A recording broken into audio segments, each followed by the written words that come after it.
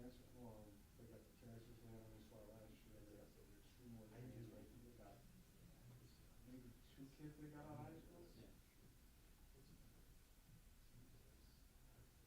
Like an accident? You get on the surface, and they're paying money for you to feel that annoying. Yeah. It's like, this, I mean, they beat them a couple of years ago. The Georgetown player at Milwaukee, whatever they made, They did. crashing them, somebody called me, Sure. Yeah, I had the conversation with them.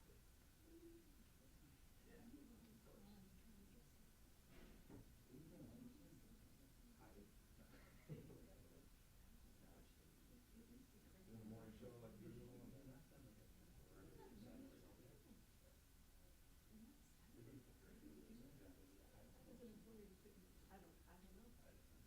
I was gonna ask you the same. I haven't seen you for quite a while. See Mike here and there.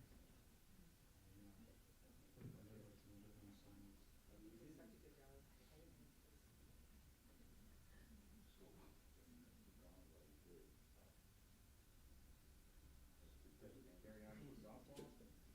No, we're done. We're done. Yeah. Well, not our whole organization, just My son, my, right? he doesn't like baseball, he's doing track. So like somehow I'm still involved with the actual Little League and the travel team, even though I have no kid playing anymore. So I've done this as my last year, yeah. My dad did one, he did my last year, he was my coach in the Little League, we won the city championship. Perfect record, I'm not. Yeah, she might play for a couple teams this year. I don't know, yeah. If, especially tournaments if they're down, but it's tough if they're not playing regularly, That's what You need the reps. Yeah. Well, yeah, I mean, she's 18, I've been coaching her since she was 4. That's gotta be hard to give up.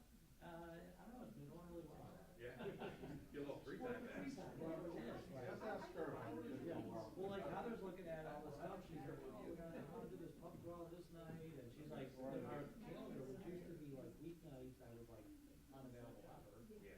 Now I'm available weeknights, and we have all the weekends open, Yeah. that would be a tournament, like, yeah, I'm loving it. I have no errands. Once baseball finally ended for me, it was honestly the biggest thing. We just want to see that. And I enjoyed it, but it is interesting. I was just talking to one guy at work, John Lawrence, did you know him before working there? Yeah. His son played up through college, like, he played, like, travel where he was always on, like, our tournament was local and then like Ohio. Yeah. His kid was everything, Yeah. from like a little kid out through college. Oh, yeah. So like, he was crazy, this summer, it was gone.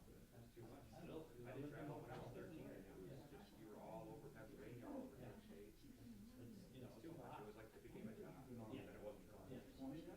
And the problem is, like, the Little Leagues, I would like to see the Little Leagues get stronger, so kids can play good ball without having to go more than a couple. It's like, you can go to, you can go to, Buffalo, but not to do.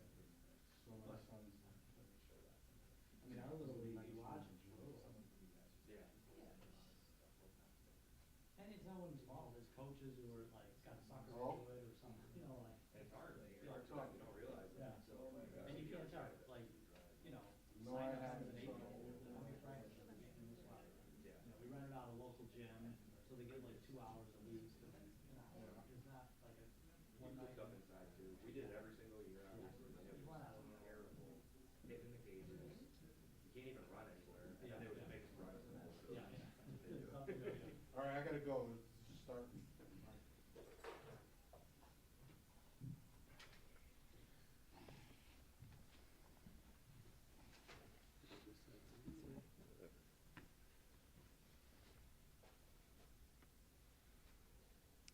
You guys set? Let me know if anybody needs me to wait. Good? All right, just for the record, Chief Brian Gould, Town Cheektowaga Police Department, District Attorney John Flynn. I have Lieutenant Daniel Albrecht of our Detective Division, along with Lieutenant Justin Haig of our Detective Division. We're here to announce that yesterday, detectives from the Cheektowaga Police Department arrested a 17-year-old male suspect in connection with the incident that left police officer Troy Blackchief critically injured. I'm going to turn it over to the district attorney to speak a little bit about the charges and the mechanics of what he's allowed to speak about, and then I'll follow up with a couple comments at the end. District attorney? Okay, thank you, Chief. So as the chief stated, yesterday, there was a sealed indictment that was opened up. This matter went into the grand jury over the course of the past few weeks. The grand jury voted on an indictment. When the case was reported out yesterday, an indictment warrant was issued for the 17-year-old male who was indicted on numerous charges. That indictment warrant was then given to the Cheektowaga Police Department, and the Cheektowaga Police Department, within a matter of hours, went out with the indictment warrant and picked up the individual, brought him back for processing, and he was arraigned late yesterday afternoon. He was arraigned on 9 felony offenses. He was arraigned on 1 count of aggravated murder in the 2nd degree, which is a Class B felony. Unfortunately, we cannot charge aggravated murder in the 1st degree against a police officer because that penal law charge is prohibited for minors. Obviously, I think something that Albany needs to look at. But in any event, we could only charge the attempted murder in the 2nd degree. We charge 1 count of aggravated assault upon a police officer, also a Class B felony. 2 counts of assault in the 1st degree. Those 2 counts are under 2 legal theories. One is the intentional legal theory.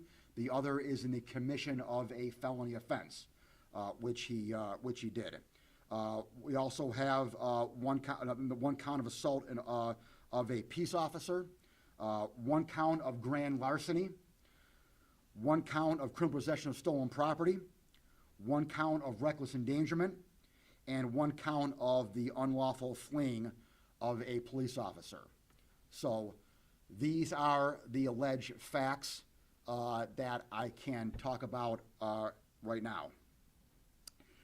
It is alleged that in the early morning hours of February 6th of 2023, the defendant and numerous other individuals, we believe approximately 5 other individuals, came into the area of Penora Street in the town of Lancaster. The suspect and his friends were allegedly in the process of stealing as many cars as they could. And at some point, allegedly, the defendant stole a white Grand Jeep Cherokee, which was parked outside of a residence with the keys inside the car. And let me start right here by warning everyone out there, don't leave your keys in the car. In any event, the defendant got the keys and stole this white Grand Jeep Cherokee along with his buddies. And him and his buddies were now driving around in stolen vehicles. They were they did this at approximately 4 a.m. At approximately 4:25 a.m., they were traveling at a high rate of speed, and they were noticed by a Depew police officer. The Depew police officer engaged in a pursuit of the defendant, and in that pursuit, the defendant was trying to flee from the Depew police officer. Hence, that is the unlawful fleeing charge. The reckless endangerment charge was the reckless manner of his driving while being chased by a Depew police officer. Again, he allegedly was in a stolen car, hence the criminal possession charge, and he allegedly stole the car, hence the grand larceny charge. About 5 minutes after they were first noticed by the Depew police officer, in this interim period of time, the Depew police officer called out that she was chasing cars, and I'm not going to get any more detail about that, but let's just say cars. She was chasing cars, which included the white Grand Jeep Cherokee, and officer from the Cheektowaga Police Department, Officer Black Chief, was anticipating, we believe, where they were coming up from on Union Road, and he was in the process of deploying a stop stick on Union Road to stop the vehicles that he believed were approaching them coming from the Depew area. And the allegation is that the defendant saw the Depew police officer and literally ran right into him and struck him. Hence the attempted murder charge, the aggravated assault charge, the 2 counts of assault in the first degree, and the assault upon the police officer. After the strike of Officer Black Chief, the Depew police officer immediately stopped her pursuit and rendered first aid to the Cheektowaga police officer and the other vehicles, including the white Grand Cherokee, allegedly being driven by the defendant, kept going and took off. The white Grand Jeep Cherokee was eventually found in a gas station parking lot on Kensington Avenue near Century Road in the city of Buffalo. It was found abandoned, and hence, after that, the investigation ensued. The investigation has been going on now for the past 3 months, led by the Cheektowaga Police Department. And due to the great efforts of the Cheektowaga Police Department, along with members of my office, we were able to piece the puzzle together. This is a very complicated puzzle. This is a 5,000-piece jigsaw puzzle, which we are not going to get into the pieces of the jigsaw puzzle at this time. I gave you enough facts so far. Those are enough pieces of the puzzle that we can give you, but we cannot give you any more pieces of the puzzle. This is a very complex investigation that was done by the Cheektowaga Police Department, and putting this case together, it took a good 3 months to put the puzzle together, but we have put the puzzle together, and like I said earlier, we presented the puzzle to the grand jury, and the grand jury voted on an indictment of all 9 of these charges. This 17-year-old was arraigned yesterday, like I said, late in the afternoon. He is in the youth part court of Superior Court, and he, due to his age and the new raise the age law, he will remain in the youth part. Again, it's kind of a oxymoron. It's a youth part of adult court, but he will be in the youth part, and he will continue on in that court. We have a serious physical injury here, so it's not going to get removed to family court, so it'll stay in Superior Court. But I am hopeful going forward that the court takes this as seriously as I do. The court yesterday gave him $80,000 bail. And as far as I'm concerned, that is unacceptable. We asked, obviously, for remand. He should be remanded, but again, for whatever reason, the court decided to put bail on this individual, and he's still in custody now, but we'll see if he makes the bail.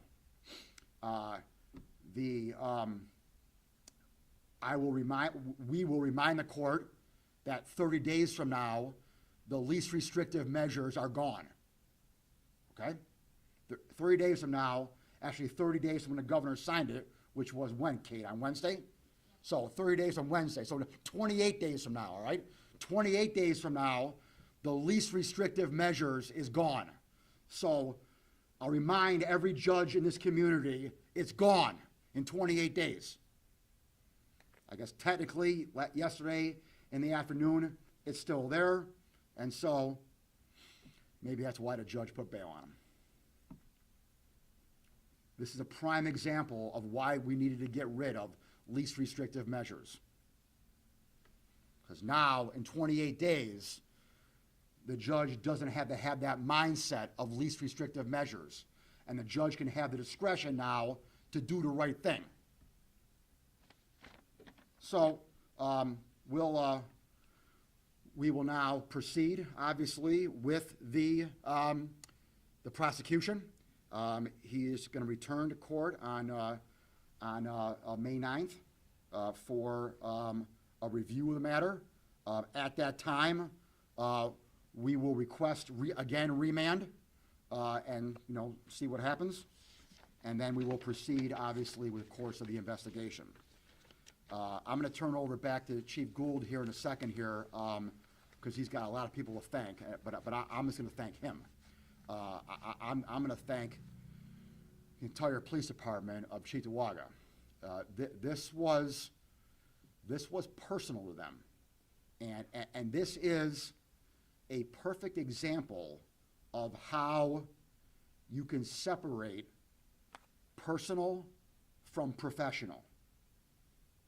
While it was personal to the Cheektowaga Police Department, their professionalism took over that personalness. And they were able to put their emotions, which again, how they do it, I have no idea, but they did it. This isn't AI. These are human beings here in this department. And they were able to focus on the task at hand and do their job and investigate this matter in a professional manner, while at the same time in the back of their mind knowing this was one of their own. And the fact that they were able to separate that and do that is a credit to Chief Gould and this entire department. And I can only thank them so much. And I also want to say that, I know we've heard a lot over the last number of years. There's been a lot of tragedies and a lot of mass shootings that have occurred not only here in Buffalo, but all across the country. And a lot of times you hear that, thoughts and prayers are not enough. That you need to do more than just pray and have thoughts. Now, I don't necessarily buy that personally. I mean, I think that prayer is the most important thing. But again, I'm not going to, force my beliefs down anyone's throat. But, that being said, I recognize those sentiments. I recognize people who say that. And I agree with them to a certain extent. You need action. You need thoughts and prayers, but at the end of the day, you need action as well. And we got action today. And I'm going to continue to pray for Officer Blackchief. I'm never going to stop praying, okay? I'm going to continue to pray for him and continue to think about him. But I'm also going to give him justice, this department justice, and this community justice for what was done. And again, Chief, I promise that to you, and I can't thank you enough. Thank you, sir. Yes, sir.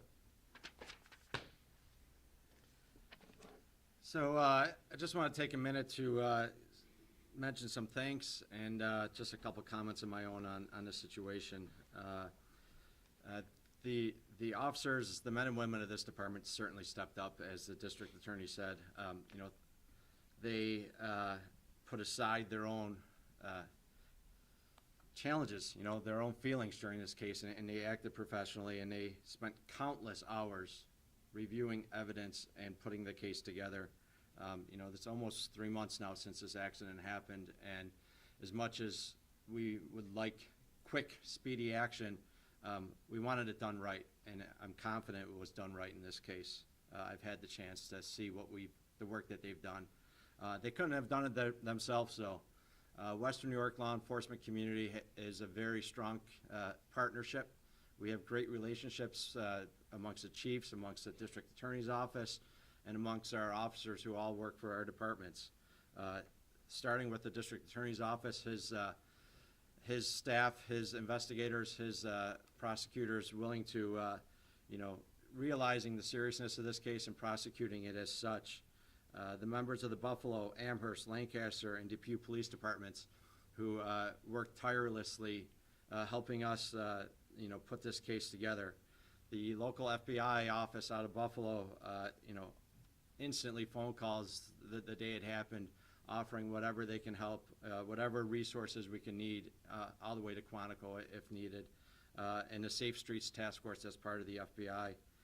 The Erie County Crime Analysis Center, a great group of people who helped us with the case, put stuff together. The Regional Computer Forensic Lab, the Central Police Services, and of special note, numerous businesses and civilians within our community who were able to provide us with evidence that helped us solve this case. So we are a community. It takes a community to bring people to justice, and this case is a great example of the community coming together and rallying for justice for Officer Black Chief. Officer Black Chief is currently, yesterday, he left the Buffalo area. He was in Chicago for a while at a rehab facility in Chicago. He made tremendous improvements while in Chicago. He came back for surgery at ECMC last week, and just yesterday he left for Fort Worth, Texas for a second step-down rehab facility. We took one of the pictures that his wife has shared with us. She's keeping a great website for members of the department and the family to see the progress, and it's incredible to see from the morning of February 6th to where he is now. Is just, the arrest makes that day a little bit easier for us, and to see the progress Officer Black Chief has made the incident that day a little bit brighter for us. But nonetheless, he is continuing to improve in his condition, and we thank the community for all the support and well wishes that we've had that his family has received for his continued improvement. Lastly, I just want to mention, this investigation really showed us a lot, and we learned a lot about what's going on in our community. And not speaking specifically of any individuals, but what we know is that young people in our community are creating havoc. Research has showed us that 16 and 17-year-olds, that's a time when the perception of risk is the lowest and their preference to take risk is the highest. It's like the perfect apex of the worst two times in our life. And we're seeing these young people doing it, whether it's the young people who were killed on the expressway in a stolen Kia, or the people involved in this case who were out just repeatedly committing crimes night after night with no fear of consequences, no deterrence to that, no leadership, no supervision at home. I am urging our lawmakers, our judges, I've urged the district attorney, and he's heard my plea, and he's responded with the seriousness of these charges, that we need to do better. We need to do better as a community to engage our young people, to hold those who fail to make proper choices responsible, and to add some deterrence to their decision-making process. It's if we don't, I fear that we're just going to continue to see more tragedies and do more press conferences and talk more about how bad things that are happening. So we're happy to work together with our partners in the community. We understand young people make mistakes while they're growing up, but there's a difference between somebody doing it once and somebody who is repeatedly, continually making poor choices with no regard for the safety of the people of our community. So I look forward to working with whoever can help us make a change in how we're handling these cases. And again, I thank the district attorney's office and all of our partners in law enforcement who were able to help us make sure that this individual is charged appropriately and will be prosecuted appropriately. Any question? Chief, did this tragedy make you guys consider stop using the stop sticks? The issue with stop sticks is well documented. Officers being injured using them. It's something that we've trained our officers for. We've made them aware of. It's policy. Every time any use of force, any pursuit happens within our department, it's our policy. It gets reviewed. This is no different. This has been reviewed. It will be reviewed. We'll address issues that may or may not have come up. And it's something that we as a leadership of the department absolutely we consider. Even on a successful one, we'll look at it. And that's just my matter of policy that we do. What about, is the body cam footage going to be available at all? It's evidence of the case, so. Yeah, no, yeah, not yet. Yeah, we're gonna,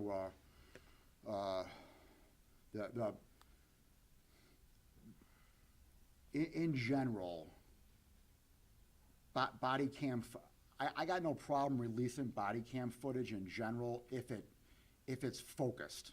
And if the body cam footage just shows the incident that happened and doesn't have any tangential elements to it. The video, all the video footage in this case right here is links to the pieces of the jigsaw puzzle. And so I don't want to release any of that now because it's gonna show links to the other parts of the puzzle. So that's why I don't want to have it out now. You keep talking about this case being like a complex jigsaw puzzle. Yeah. Does that make the prosecution any more difficult? Yeah. Oh yeah. It definitely does. I mean, the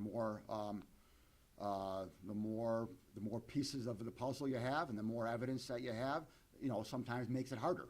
Obviously, we believe we have a strong case.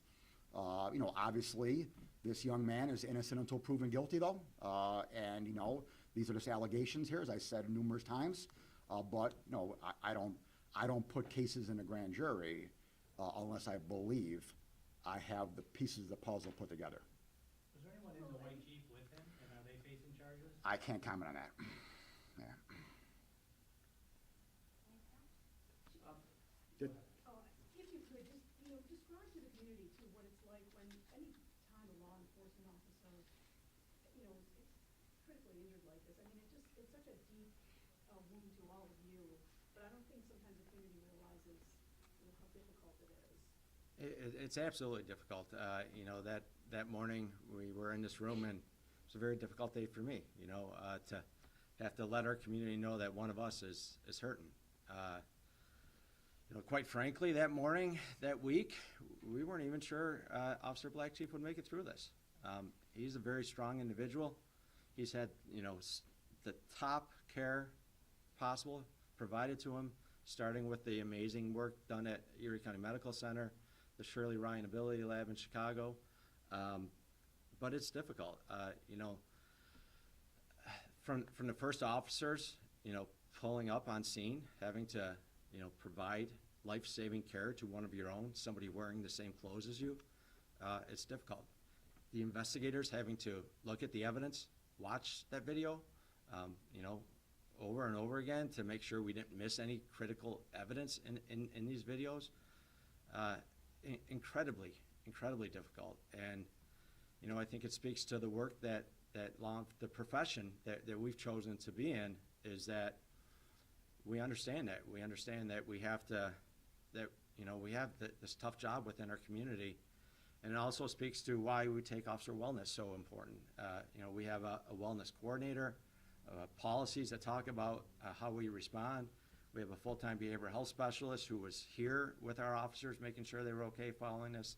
So difficult days, but we do everything we can to make sure that we get through them. For the DA. Yep. You mentioned what's going to change in 28 days. We all know that was included in the budget. But you, before that, mentioned you'd like the state to take a closer look at some aspect that would affect this case. Can you just go into detail on what your hopes are that the state does? Well, sure. So there is a murder in the first degree statute. And the murder in the first degree statute has a number of different elements to it. And one of those elements is that if you murder a police officer, or if you, and then, with that is the attempted murder of a police officer. So that would be murder in the first degree. If this individual was 18 years old, I would have charged him with attempted murder in the first degree. But the penal law doesn't allow that. The penal law says that you cannot charge a minor with attempted murder in the first degree. And so I think that's something that should be looked at. I'm not sitting here right now advocating that it's got to be done right now, tomorrow, okay? Because I try to be fair and open. There's probably a counter side of that, I know what the counter side is going to be. The counter side is going to be, and it gets back to what the chief mentioned, is that 16 and 17-year-olds, their brains are not fully developed yet, and I recognize that. I got 5 kids myself, and I can personally tell you that a 16 and 17-year-old's brain is not fully developed. I got eyewitness accounts of that, okay, on a daily basis. So I recognize that. But on the other hand, there are actions that 16 and 17-year-olds do that, on the scales of justice, override their mental incapacities, in my opinion. And raise the age law, and to a certain extent the bail law, and to a certain extent the discovery law, and to a certain extent, but not so much, the legalization of marijuana, but I won't throw that one in there. But the majority of these so-called criminal justice reforms that have been enacted in New York State over the past 4 years have done a lot of things. But from a 30,000-foot macro level, they've done one thing.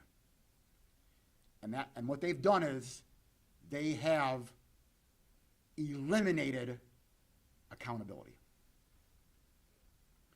And when you eliminate accountability, that fosters chaos in society.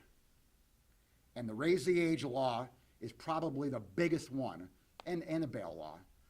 But the raise the age law certainly has eliminated accountability in use in New York State. And that needs to be looked at as well, because what I have no problem with counseling and with services for our young people who get caught up in a criminal justice system. But we are in a system now where the entire focus is on love. And it should be, at some times, also brought in tough love. And there's no tough love at all. It's all love. And that's a problem. You also mentioned telling people to make sure they don't leave their keys in the car. Yeah. Community responsibility. We're hearing a lot of people leave their car doors unlocked. With easy access to vehicles that can be easily stolen. What about the community responsibility with this? Oh yeah. There's definitely community responsibility, and as an air, that the owner of that. I'm sorry, I don't want to put a guilt trip on the owner of this car. I mean, I'm not here to do that. But in general, I obviously need to, let the community know that there are groups of kids who are going around this entire county with the purpose of stealing cars. That is their fun night out. They are going out in the communities in groups of kids, and they are looking for cars to steal. That is happening in Erie County, all over Erie County, on a nightly basis. And these kids are doing that because they have no fear. There's no accountability, getting back to what I said earlier. And so, you know, the public needs to know that, and the public just needs to lock their cars. And bring your keys in the house. Don't leave them in your car. Don't leave your key fob in your car. Bring your keys in your house, lock your car, and that will solve the problem. We know that's happening because we've arrested these kids. We are making arrests in these cases, and it continues to happen. You know, we have taken every chance we can to do the public messaging of lock your car. You know, the Tonawanda Police Department every night at 9 o'clock on Facebook puts out a reminder. Make sure your keys are safe, your car is locked.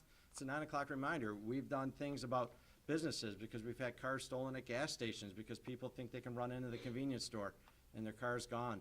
And then that's not even mentioning the Kia and the Hyundai issues where it is continuing to this day. A huge number of Kias and Hyundais being stolen.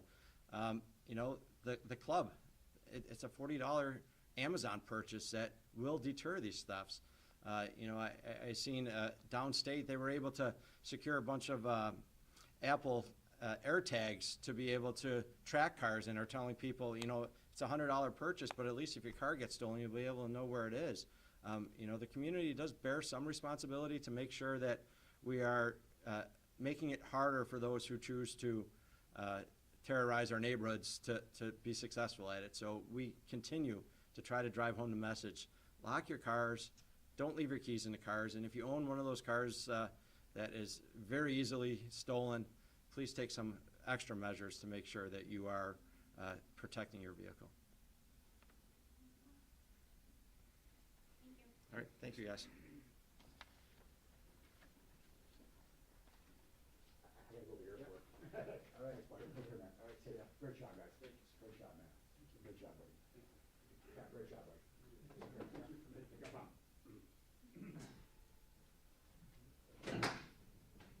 Oh.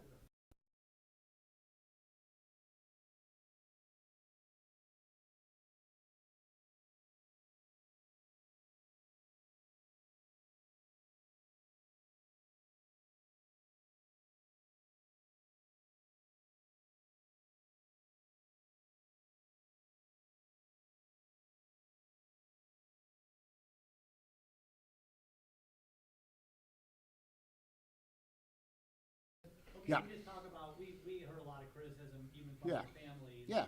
2 years in jail, this guy Yeah. left their child for dead in the park. Yeah. Can you So- talk about that? Sure. So here's how it plays out. Whenever anyone pleads guilty to the charge, which happened here, that's pretty much all I can do. I mean, you know, there's once someone pleads guilty to the highest charge, then my job is done, really. So that now the focus now shifts to the defense lawyer and the judge on sentencing. You know, in this case, what typically happens, and that happened in this case here, is that, you know, the defense lawyer will walk into court, and the defense lawyer will say to the judge, "Judge, my guy is thinking about pleading guilty. If my guy pleads guilty, can you give us a range or an idea about what you're thinking about for sentencing?" Now, some judges will say, "You know what? I'm not going to give you a range right now. I'm not going to let you know. I'm going to have an open mind. I'm going to, you know, read the pre-sentence report, and then I'm going to decide then." Now, if the judge says that, then the defendant's probably not going to plead guilty then, because they're going to be worried about, "Oh, I'm not going to plead guilty now because the judge may hammer me." So they normally only plead guilty to the judges that say, "Yeah, I'm looking at X number of years." If your guy pleads guilty and nothing pops up bad or nothing else happens, I'm looking at X number of years.